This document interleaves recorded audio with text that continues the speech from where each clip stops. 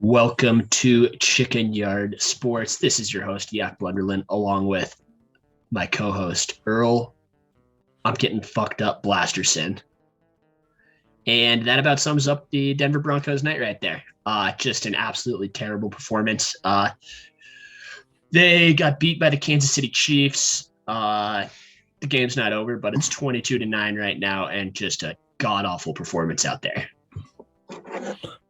Yeah, taking the loss pretty well, I'd say. Only killed about half this fifth of Wild Turkey 101, but when you play like that. Oh, dude, it was so bad. I mean, when the fuck is Pat Shurmur going to get fired? When in the fuck is he going to get fired, man? Like, if I see another fucking screen pass or another bootleg for a 2-yard out, I'm going to lose my fucking mind. And that 4th and 2 after a 20-play, 13-minute fucking drive, we run ball on 4th and 2 and get fucking stuffed because everybody knew we were going to run the fucking football. Absolutely everybody. Oh, my God. And it's just like, it's a pretty well-known thing in the NFL that, like, if it's 4th and 2 or longer, you don't run the football. Like, you pass it because you're most likely to not get it anyway, but at least if you pass it, you give yourself a chance. If you run it, you're almost assuredly going to turn the ball over on downs. It's just a well-known fucking thing. And then it's like every time something good happened for us, we just couldn't capitalize. We get that monster play from Jerry Jeudy in the first half for like 40 yards and only come away with a field goal. We get 2 4th down conversions on one drive and don't even come away with fucking points on that drive. And then we have that Pat Surtain interception, which was basically just delayed the Chiefs getting points. We went 3 and out and they ended up getting a field goal immediately after that. It's just all of it's a fucking joke. It's so hard to watch. Yeah, no, it's pretty pathetic. Just the Broncos could get nothing going on. They scored garbage time touchdown, but like the Chiefs just basically imposed their will and they didn't even play that good of a game. Like Mahomes has under 200 yards passing. Like they didn't do anything spectacular. It was just like every time the Broncos started to do something, they would shoot themselves in the foot. Just untimely interceptions by Bridgewater, stupid fucking play calling, like the 4th and 2 run that just basically, whatever you want to call it, gave away points. Our own guy running into our punt returner after when we were still in the game, that's when the game got out of reach. Like somehow we were still in the game. It was a 10-point game. And then that shit fucking happens. And then following that, it's like Teddy throws this back-breaking fucking pick 6. Like it was just absurd. Hey, at least he tried to tackle the guy this time. But right. He might as well not have because Sorensen was just like, what the fuck was that? Was that a mosquito bite? Yeah, fucking Sorensen too, like literally the most arrogant asshole ever. Like when I saw that it was him and he was going to go all the way and he was doing that dance. I mean, for him, by all means, like if I'm him and I'm KC, like I'm partying my ass off and that's a hilarious moment to just dunk on the Broncos like that. But if you're a Broncos fan, which we definitely aren't, like you see him doing that dance on the way in and it makes your fucking blood boil because it's Dirty Dan, the guy who is proud of being a cheap shot artist, and he gets some shit like that. God damn it. Yeah, pretty brutal. But yeah, I mean, Broncos are stuck in purgatory until they get a quarterback. They're not going to do anything. Trade the house for someone. Teddy 2 picks, dude. That's what we're going to call him now. Teddy 2 picks. He's lost the 2 gloves moniker. And Pat Shurmur, it's just like, bro, if I saw that guy walking down Colfax tomorrow, I would stab him in the fucking neck. That guy is worthless as shit. Like, yeah, the fact that he has a job. The fuck out of here. Because everybody's going to blame Teddy. And yes, he played like shit. And I'm not saying that this specific loss, like, wasn't his fault. I mean, like, he really fucked up on a couple of those picks were just absolutely poor decisions, just fucking stupid. But, like, Pat Shurmur has kept us stuck in this cycle of 3 and outs and plays that just don't amount to anything in the long run. And then he gets us in these positions where we have to then take ridiculous shots downfield. There was a route earlier this game where Cortland Sutton just stopped running and Teddy went his way before he broke. Like, you have to at least run through your break, man. You're in the fucking NFL. Like, I know that's like a 40-yard route and you're probably not going to get the ball, but like, run through your fucking route. Like, he must have been the third or fourth option on that play because he wasn't expecting it at all. But like, Teddy almost throws a pick into double coverage because Cortland Sutton quit on the route. And that was a little bit of a tangent, but like, we get in those situations needing to take shots like that because Pat Shurmur has us just do ticky-tack shit, but it's not even ticky-tack football. It's like 1 yard gain, 2 yard gain football. It's just like we're always in the third and long and we're always in bad spots. Where Javonte Williams was just toting the fucking rock tonight. Like, my man's was getting like 8 yards every time we ran the ball with him. And I know that you can't do that every single play, but we need to start games with him in the driver's seat running the fucking football, even if we have to do a few 3-and-outs to get there. Like, if we can establish the run, that's the only hope we have in any of these football games. You know what I mean?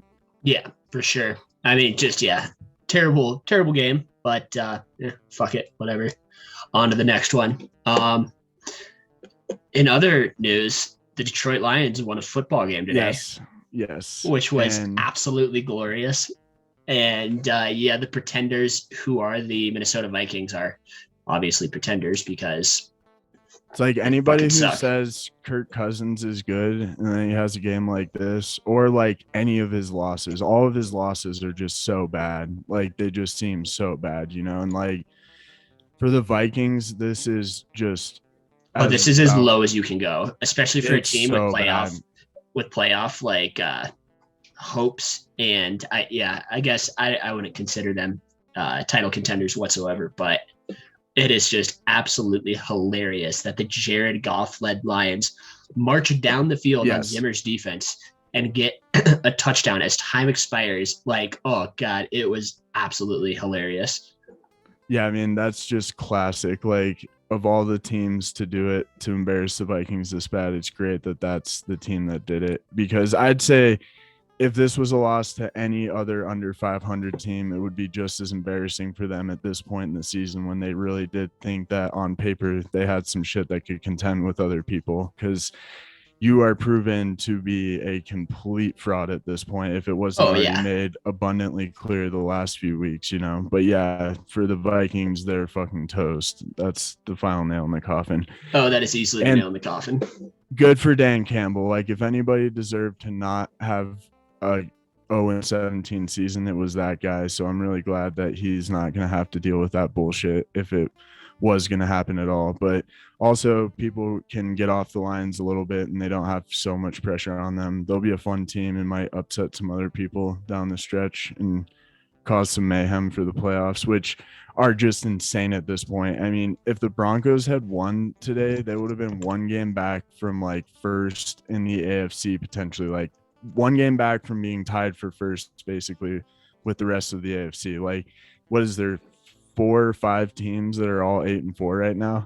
Yeah, the leaders of every division now, because the Chiefs are going to win this game, are going to be 8-4. So the Titans, the Ravens, the Chiefs, and the Patriots. With the Patriots, God bless it, holding the number 1 spot. I hate it so much. I hate it so much. It's literally what all of our worst fears were, that Bill Belichick can make another complete nobody into a quarterback who can win games. That's all I'll put it at right now. Like, it doesn't even matter if Mac Jones is a Tom Brady or not. Like, Belichick is winning with a guy nobody really fucking wanted. I mean, he was a first rounder, but he was not as coveted as the other dudes, you know? Yeah. Yeah, no, absolutely hilarious. But also, fuck the Pats. Like, I thought we were finally going to have at least like 2 or 3 years of reprieve where we weren't going to have to talk about them all the fucking time. Yeah, just because Boston fans are the most obnoxious people in the entire world. I can't believe the Bills are doing this to us. You had everything. You had the support of other fan bases, even of the world. Yeah, and you're letting the fucking Patriots rule the division yet again. I mean, well, we'll see tomorrow night. Bills Patriots. That shit's gonna be lit as fuck. I mean, we finally got some real big time games. I mean, even though the Broncos, like, nobody was really thinking of them as contenders, like tonight's game was still objectively a huge football game for the NFL, you know? Oh yeah.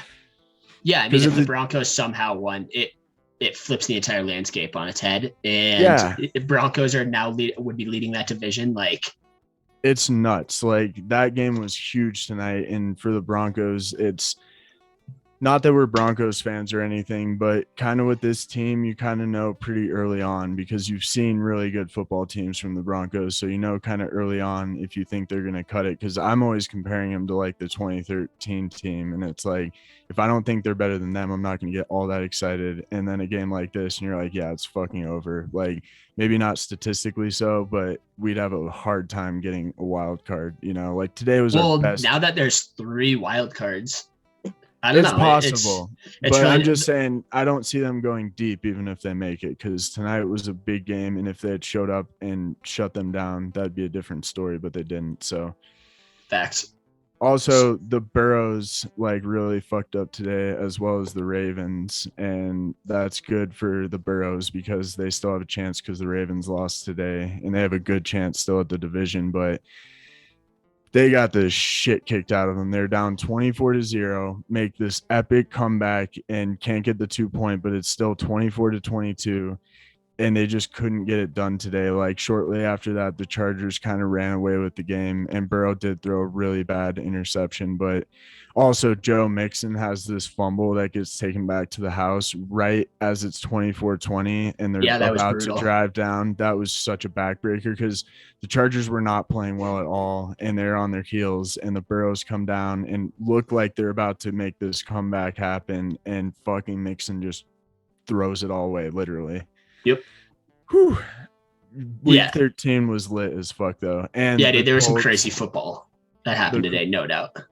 the Colts destroyed Houston so bad that Carson only threw for 158 yards and 1 touchdown. Like it beat them so bad it made Carson Wentz have what looked like a shitty day.